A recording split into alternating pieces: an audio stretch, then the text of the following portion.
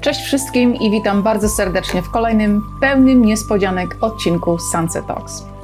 Dzisiejszy temat jest tak głęboki, że muszę go podzielić na dwie części. Mowa o współczuciu. O tym, dlaczego czasami rzucamy wszystko, by komuś pomóc, a innym razem przechodzimy obok tragedii, odwracając wzrok. A paradoksem jest to, że większość z nas, gdyby zapytać nas na ulicy, z pełnym przekonaniem uznałaby się za dobrych i szlachetnych ludzi. Smucisz. Ja mam dobre wiadomości. Super, powiesz nam? Tak, policzyłem swoje zapasy karmy. A tak? I co? Okazało się, że mam tyle jedzenia, że do końca życia nie muszę się martwić. To wspaniała wiadomość. O ile umrę w niedzielę. Spokojnie, damy radę.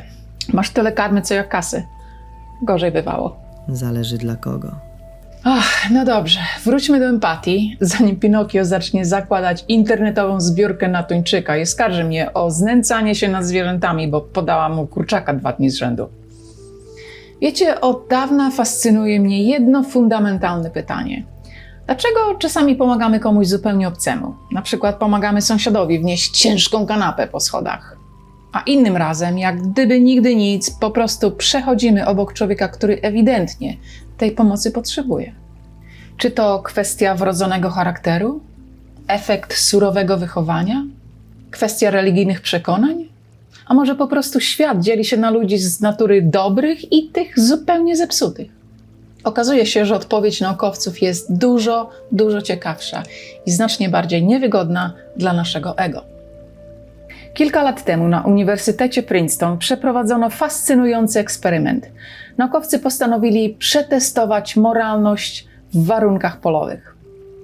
Zaproszono studentów seminarium duchownego, przyszłych księży, ludzi, którzy właściwie zawodowo mieli zajmować się pomaganiem innym, pocieszaniem i byciem moralnym kompasem dla społeczeństwa.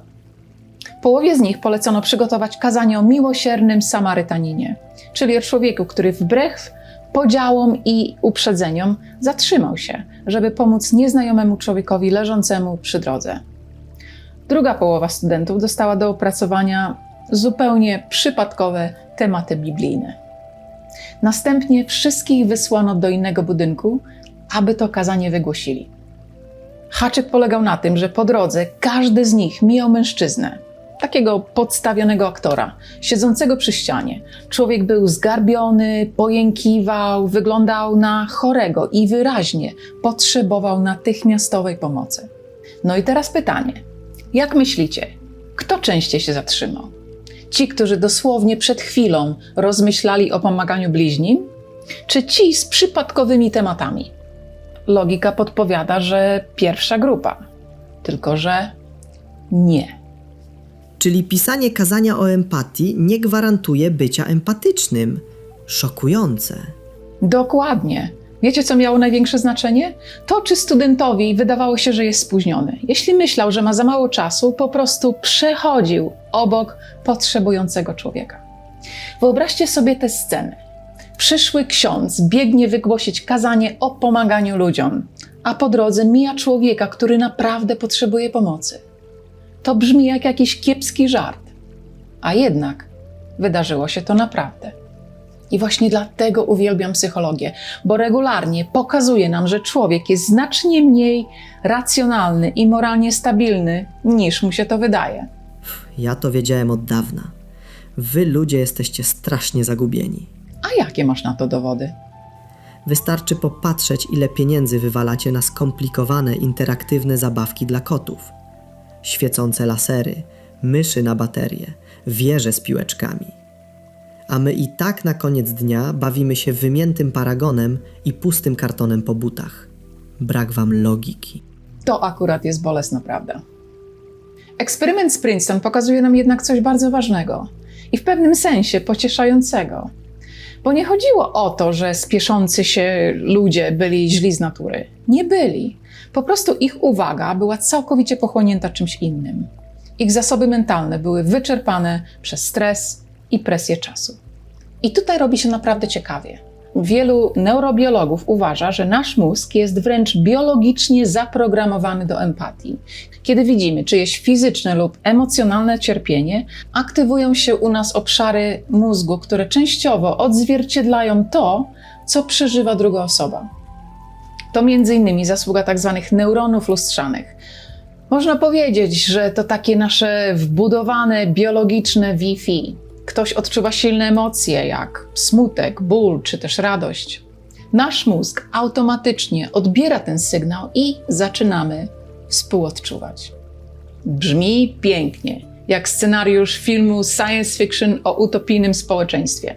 Ale w rzeczywistości to nasze biologiczne Wi-Fi ma tendencję do buforowania.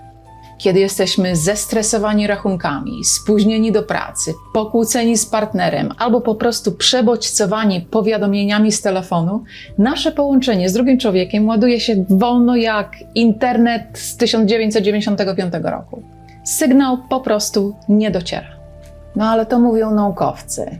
Ja na ten temat mam trochę inne, bardziej może brutalne spojrzenie, wynikające z mojego doświadczenia. Przez większość życia pracowałam ze zwierzętami. Od kilku lat pomagam koniom wyścigowym oraz koniom po służbie mundurowej odnaleźć się w zupełnie nowym życiu.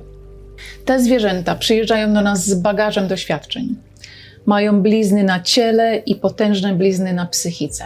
I to właśnie konie nauczyły mnie jednej absolutnie fundamentalnej rzeczy o naturze emocji. Ich pierwszą reakcją na otoczenie nigdy nie jest współczucie. Ich pierwszą reakcją zawsze, ale to zawsze, jest przetrwanie. Jeśli koń usłyszy nagły, dziwny hałas w krzakach, powiedzmy szelest plastikowej torby, on się nie zatrzymuje. Nie analizuje sytuacji z filozoficznym spojrzeniem. Jego tętno rośnie, mięśnie się napinają, a mózg krzyczy ucieczka.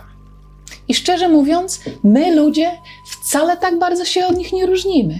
Ubieramy się w garnitury, płacimy podatki i pijemy sojowe latte, ale głęboko w środku nasz gadzi mózg wciąż działa tak samo. Kiedy jesteśmy pod wpływem stresu, nasz pierwszy odruch również brzmi: czy jestem bezpieczny, czy zdążę, czy nie stracę pracy. Dopiero chwilę później, o ile damy sobie na to czas, pojawia się to drugie, wyższe pytanie: czy ta osoba obok mnie nie potrzebuje pomocy? I moim zdaniem jest to całkowicie normalne. Nie powinniśmy się za to biczować. Jesteśmy biologicznie zaprogramowani przede wszystkim na to, by przetrwać. Empatia nie znika na zawsze. Ona po prostu czasem musi poczekać w kolejce, aż wyłączymy nasz tryb alarmowy. I właśnie wtedy dzieje się coś niezwykle ciekawego. Kiedy zaczynałam pracę z tymi poobijanymi przez życie końmi, musiałam je oswajać.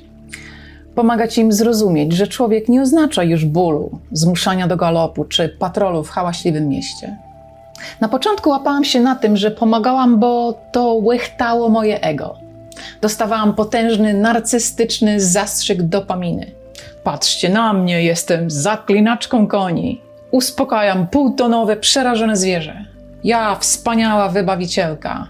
To było przyjemne, ale bardzo płytkie. Prawdziwa zmiana, ta głęboka empatia, o której próbuję dzisiaj opowiedzieć, nastąpiła dopiero wtedy, gdy przestałam skupiać się na sobie, kiedy moje ja zeszło na dalszy plan. Zamiast myśleć o tym, jak wspaniale się czuję pomagając, zaczęłam odczuwać czystą, altruistyczną radość na widok tego, że ten koń się zmienia. Jak po miesiącach pracy ogromny zwierz zdejmuje wreszcie swój pancerz przetrwania, bierze głęboki oddech, opuszcza głowę i po raz pierwszy od lat zasypia głębokim snem w mojej obecności, wiedząc, że jest bezpieczny.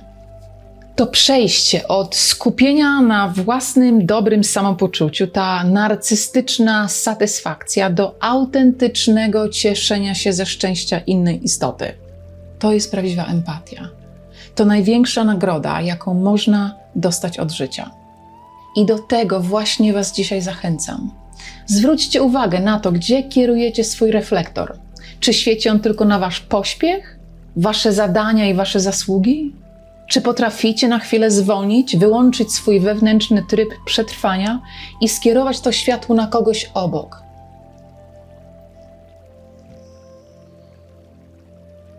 końcu nigdy nie wiemy, kiedy to my będziemy tymi, którzy siedzą przy ścianie zgarbieni, licząc na to, że ktoś, kto akurat nie jest spóźniony, po prostu się zatrzyma i nam pomoże. Dziękuję, że byliście dziś z nami. Zadbajcie o siebie i bądźcie uważni na innych.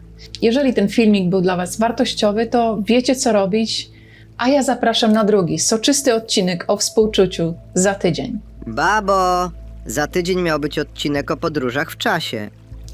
Okej, masz rację. No więc za 2 tygodnie. Do zobaczenia.